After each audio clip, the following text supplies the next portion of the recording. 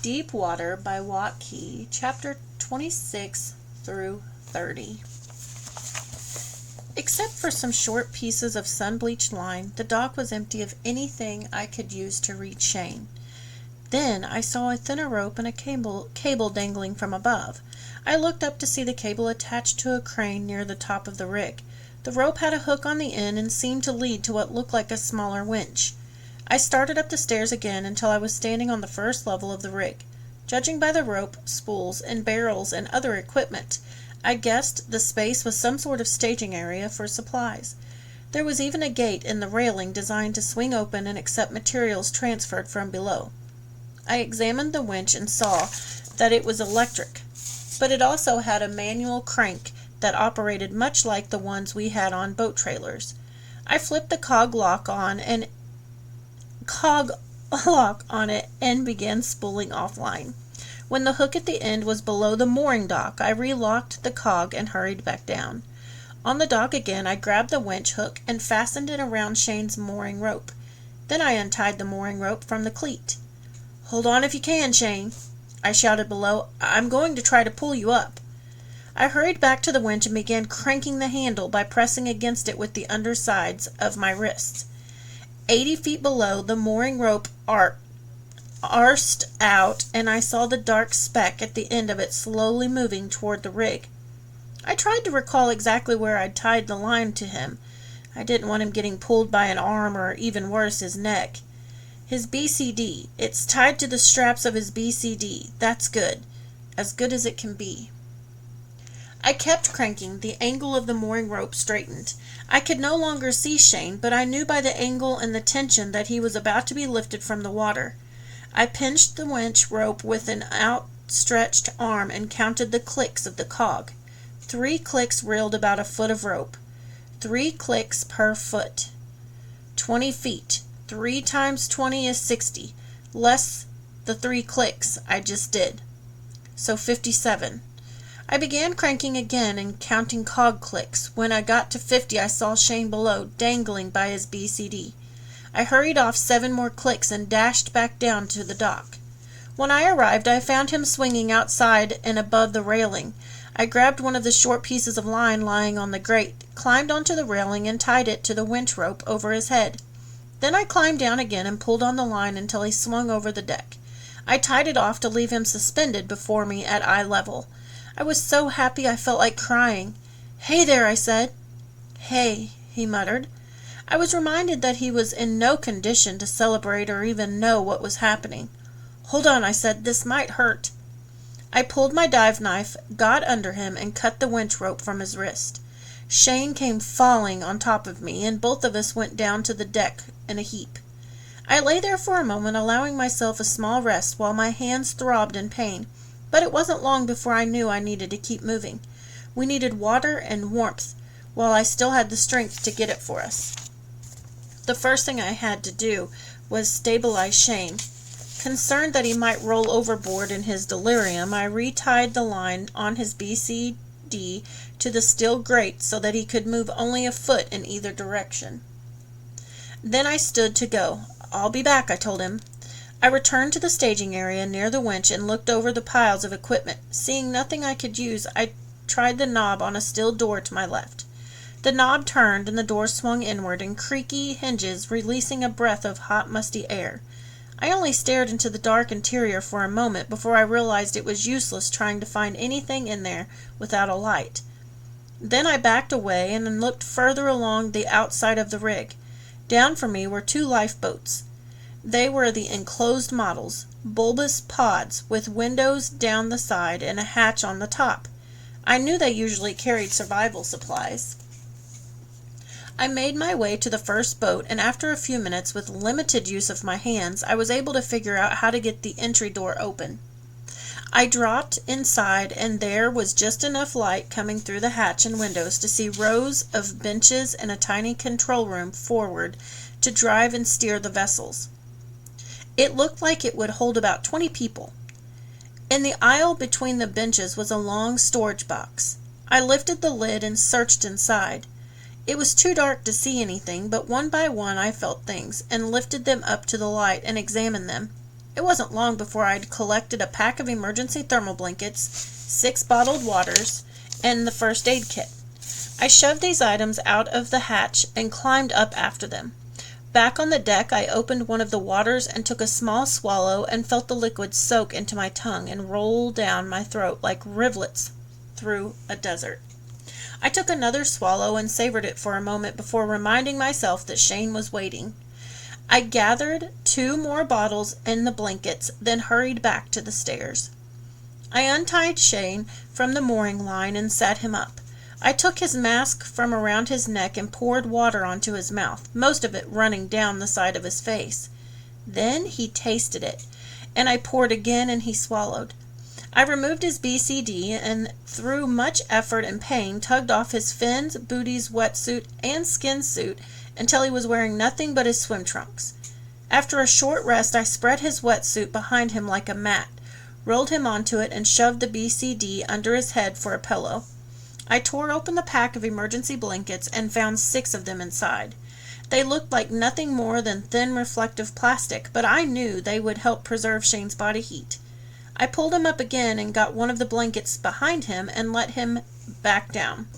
Finally, I wrapped him and put another one over the top and tucked the edges under the wetsuit mat.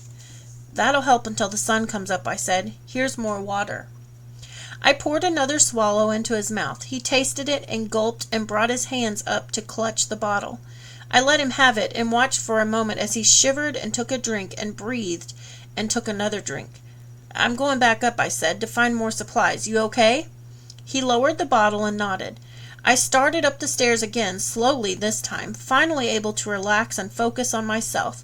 I drank more of my water, feeling the inside of me slowly coming back to life, while the outside of me still shivered and throbbed and burned from the sea lice and saltwater cuts. I need to clean the cuts. I need to get warm. I need to drink more water. But near the lifeboats, I sat on the steel floor with the first aid kit. I began peeling the body rags from my hands.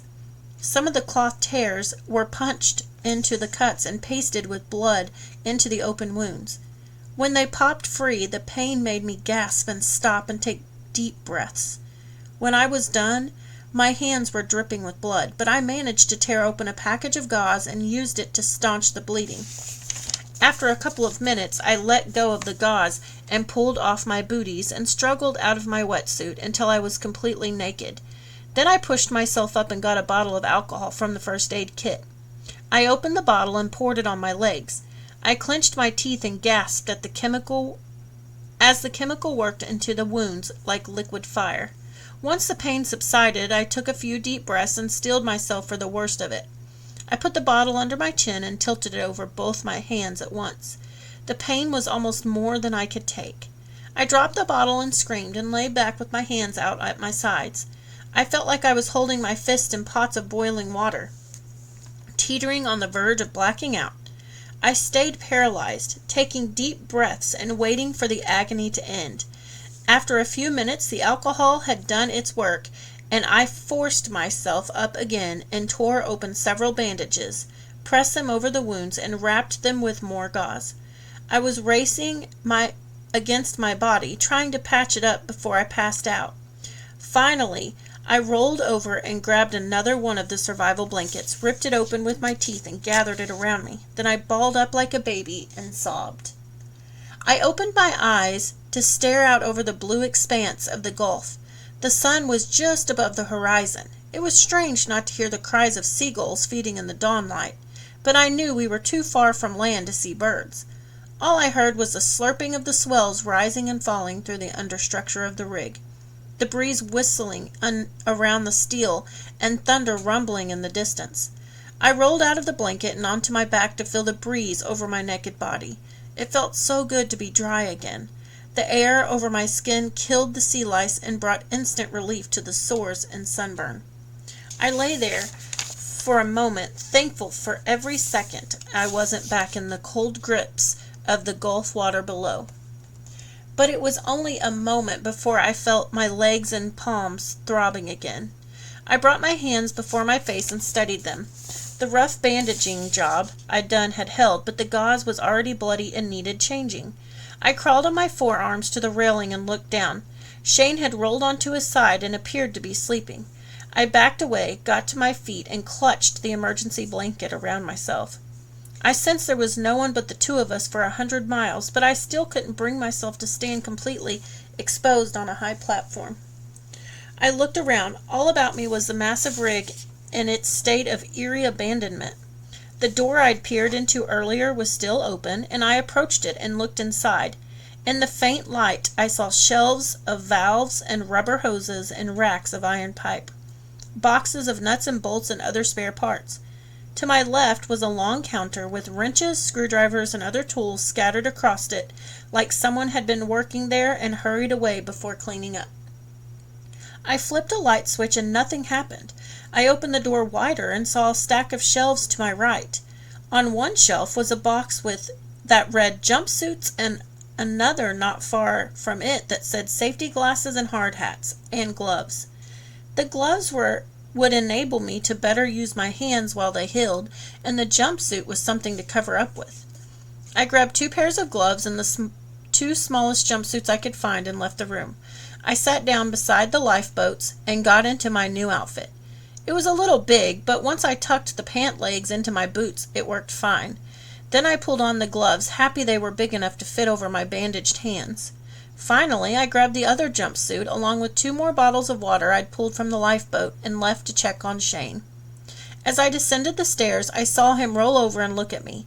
His face was like cracked shoe leather, while his skin from the neck down was fish meat, white, and dotted with hundreds of red sores.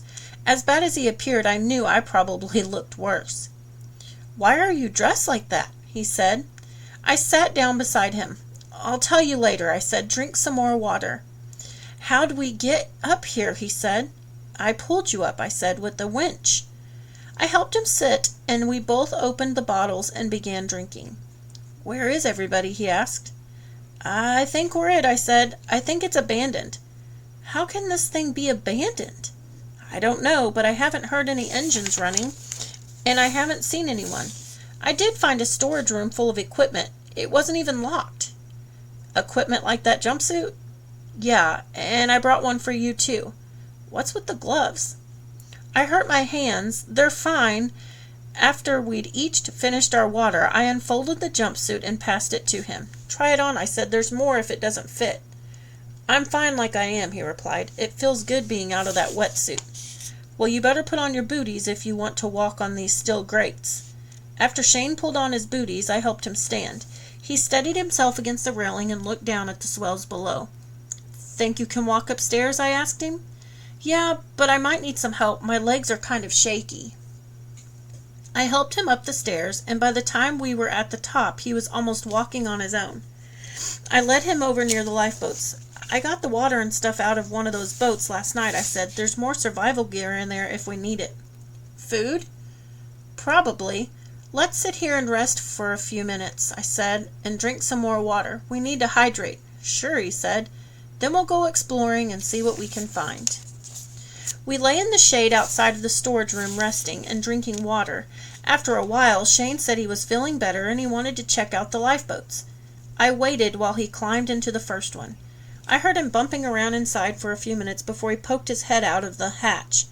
"It's got like a throttle and steering wheel and everything, but nothing works. The batteries must be dead."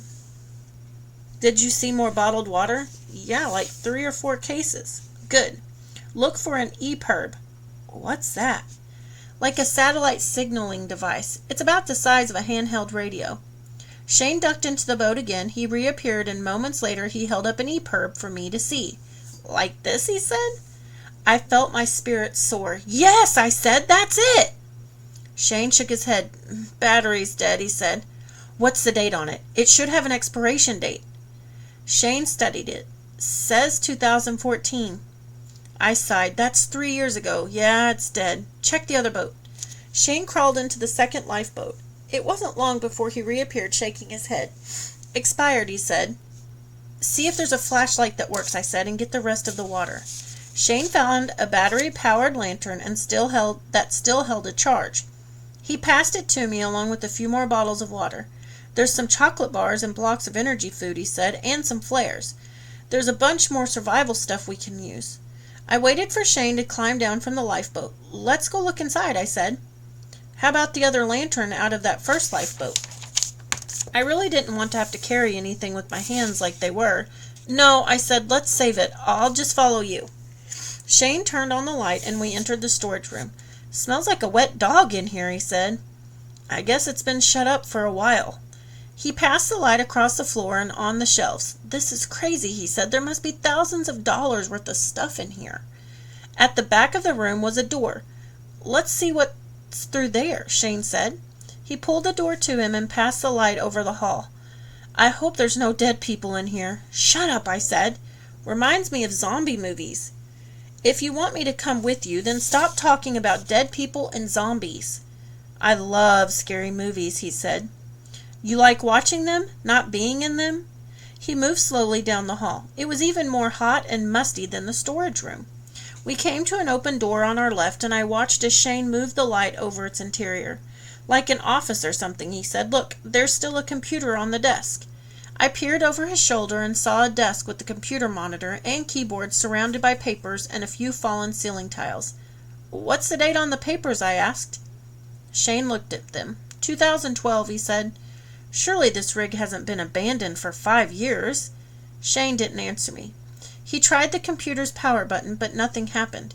He shone his light up where the tiles were missing. Others sagged in their tracks, brown and water-stained. Let's keep going, I said. This must be the work floor, he said. How many levels are there? It looked like 3 from the outside. Shane continued down the hall. The stairs should be around here somewhere, he said. We passed 3 more doors, and Shane paused briefly to inspect the rooms. They were all similar to the first, offices that looked like they'd been left in the middle of a workday. Then he came to a stairwell on our left, and the hall continued on in darkness ahead. Upstairs? Shane asked. Yeah, I said. Upstairs. I got behind Shane and followed as he started up the stairs. The treads were carpeted, and our footfalls landed soft and quiet. When we arrived in another hallway, I could no longer hear the sound of the water through the understructure. It was so quiet that my ears hummed. Shane turned right and aimed the light into the first doorway. Looks like a lounge, he said. There were 2 sofas, a coffee table with magazines scattered over it, and a big screen television. A bookcase full of paperback books was against the far wall. On the opposite wall was a refrigerator, a sink, and a countertop with shelves over it. Shane stepped through the doorway and approached one of the coffee tables. He picked up a copy of Sports Illustrated and studied it. 5 years old, he said. Check the refrigerator, I said. He walked over to the refrigerator and opened it, and an awful stench fell over us. Shane coughed and backed away. Holy crap, he exclaimed. What is it? Shane shined his light inside. Oh my God, he said. It's just one piece of bologna, and it's got so much stuff growing on it that it's like a fungus pizza. Ugh, I said. How can just one piece of forgotten bologna do that? Close it, I said. Come on.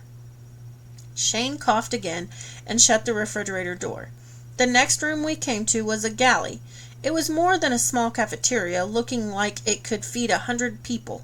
There were about 10 tables, all of them with napkins, dispensers, and salt and pepper shakers still on them. The air was so thick in the room that the lantern seemed to have a hard time cutting through it. Let's check for food, I said. But Shane was already crossing the floor to a long stainless countertop.